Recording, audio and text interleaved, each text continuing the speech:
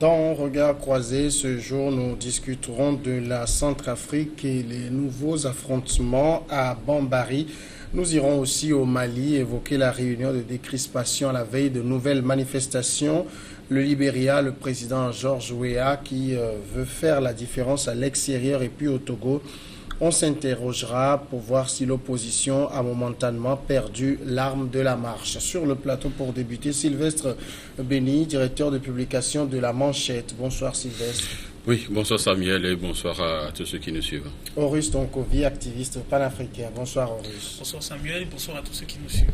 Nous allons en Centrafrique où des affrontements ont opposé dans la nuit de mercredi à jeudi des milices dans la ville de Bambari, située à 180 km au nord-est de Bangui, la capitale. Des tirs à l'arme lourde ont été entendus tout au long de la nuit, en particulier à l'hôpital préfectoral de la ville et à proximité. Le calme était revenu jeudi matin où dans une ville où les soldats de la mission de l'ONU en Centrafrique contrôlaient la ville selon la gendarmerie.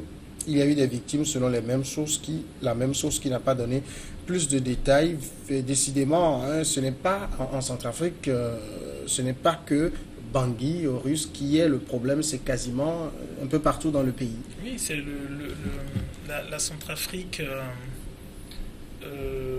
Tout n'est pas centralisé à Bangui. C'est un problème qui concerne, qui va sur toute l'étendue du territoire. Et ma frustration vient du fait que justement on pense qu'on peut régler ce problème de façon parcellaire, en focalisant sur Bangui, en s'assurant, on va dire, une zone de sécurité. Moi je pense qu'il n'y aura pas de stabilité en Centrafrique tant qu'on n'aura pas réglé le problème des groupes armés, des milices, des hommes-griffes résistants. Il faut régler ça de manière drastique. Donc soit, comment dirais-je, on y va avec l'art et la manière et on règle cela et on va vraiment sur une Centrafrique à reconstruire. Ou soit, ce qui va se passer, c'est qu'on va rentrer dans ce système récurrent d'affrontements, de litiges et tout, et il n'y aura jamais de stabilité dans ce pays, à moins qu'un de ces quatre, un des groupes armés prenne le pouvoir et arrive à s'imposer aux autres. Donc voilà, je ne vois pas, j'ai l'impression qu'on ne règle pas les problèmes de fond, et qu'on s'évertue à mettre du sparadrap pour cacher des blessures. Et après, ça explose de l'autre côté, on recommence avec le sparadrap. Et pour moi, personnellement, non, on n'a pas encore posé les vrais problèmes et on n'est pas dans le cheminement du relèvement du défi de la Centrafrique. Sylvestre, aujourd'hui en Centrafrique, c'est les groupes d'autodéfense et les groupes de rébellion qui font la loi. Oui, on a juste changé des dénominations. On parle de groupe d'autodéfense et de l'autre côté, on parle de l'UPD ou du PC. Bon, c'est encore, c'est entre les syndicats et les anti-Baraka, c'est là tout le monde le sait. Donc, du moins, je disais, Samir, il y a quelques mois, même sur le même plateau que la crise, le fait donc d'aller aux élections présidentielles et tout, ne doit pas régler quand même cette crise-là. Aujourd'hui, nous le voyons parce qu'on a trop vite fait donc d'élire un président qui n'existe en réalité donc que de nom, parce qu'il peine à stabiliser le pays, peine donc à maîtriser le pays. Et à un moment donné, je crois que si on doit en cœur et manier, et essayer donc d'aller tout doux avec ces rebelles-là, je crois que la crise va s'éterniser. À un moment donné, moi je dis, soit on leur demande donc de se désarmer de gré, ou soit on le fait par force, parce que finalement... C'est qui? C'est la mission des Oui, Nations je parle de la mission des Nations Unies, parce que la MINUSCA est dans ce pays, ça fait des années, c'est des millions, des milliards de francs qu'on éjecte, ne serait-ce pour la sécurité. Mais finalement... La finalité, on ne le voit pas. Donc, c'est pourquoi je dis qu'à un moment donné, il faudrait quand même qu'on tape du poing sur la table. Soit ces groupes-là, on les désarme ils choisissent de se désarmer donc de gré, soit on le fait par force. Et je crois que la MINUSCA a quand même des moyens de le faire. On peut quand même leur proposer, il y a beaucoup de choses, on peut leur proposer. Ça s'est passé à Côte d'Ivoire. Ces rebelles-là ceux qui veulent intégrer la mer régulière, on peut leur quand même demander d'intégrer la mer régulière. Et là, je crois qu'on peut circonscrire également la crise par là. Mais lorsqu'on laisse ces groupes-là, parce que, vous savez, il y a aussi les ressources minières autour de l'or et de l'uranium. Donc, ce n'est pas surtout ça. Justement, parce que lorsqu'on vous dit que des gens, c'est des tirs à l'arme lourde, où est-ce qu'ils trouvent les moyens pour acheter cela? Donc, ça veut dire que c'est le commerce illicite donc, de ces ressources minières-là. Donc, à un moment donné, il faudrait quand même qu'on arrive, que le président soit franchement, ça fait depuis qu'il a été élu, on ne voit pas le réel, son impact sur le pays. Il est encore sous le biberon donc de la MINUSCA, et puis finalement la crise perdue. Donc la solution, selon moi, on l'a fait dans beaucoup de pays. On leur donne un ultimatum, un délai. Soit il désarme de gré, soit on le fait par force pour stabiliser le pays, parce qu'on ne peut pas continuer. Il n'y a jamais deux capitaines dans un même bateau.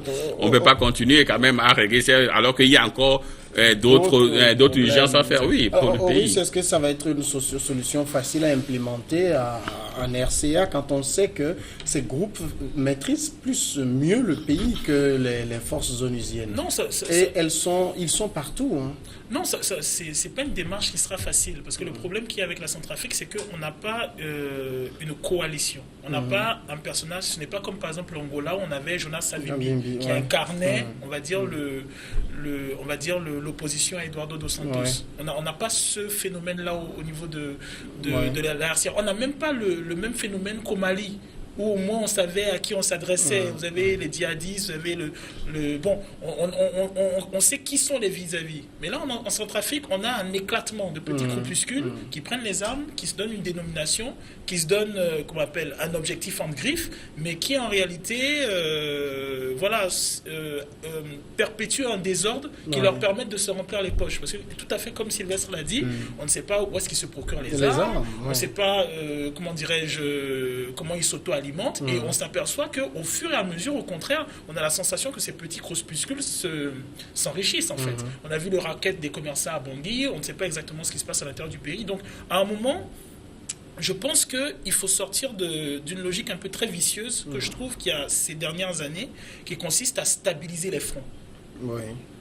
C'est-à-dire quand on doit rétablir l'intégrité du territoire, on s'aperçoit que la première démarche qui survient, c'est stabiliser le front.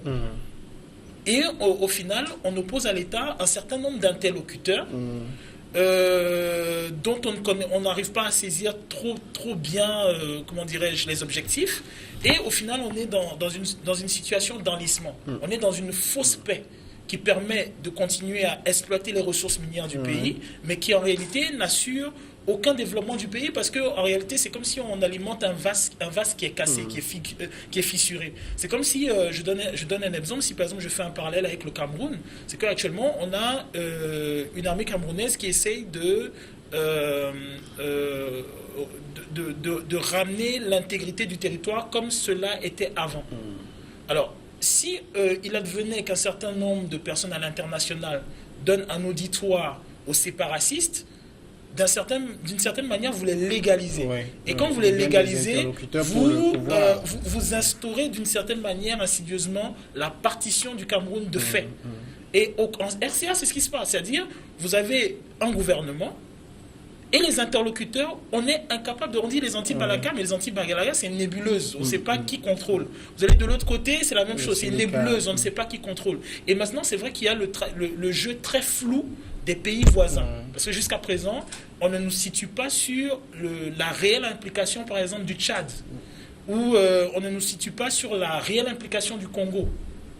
Quand on voit, par exemple, le cas Jean-Pierre Bemba de ces derniers jours. Donc, à un moment, je pense que il faut poser les vrais problèmes. Si ces groupuscules sont, comme on dit, des milices d'autodéfense, c'est-à-dire que vous êtes là pour défendre la population. Au moment où la sécurité de ces populations est assurée, mais vous laissez cette population aller aux urnes, participer aux élections, et vous intégrez l'armée, parce que vous avez cette volonté vous avez ce patriotisme-là, et vous refondez, vous ressoudez la nation.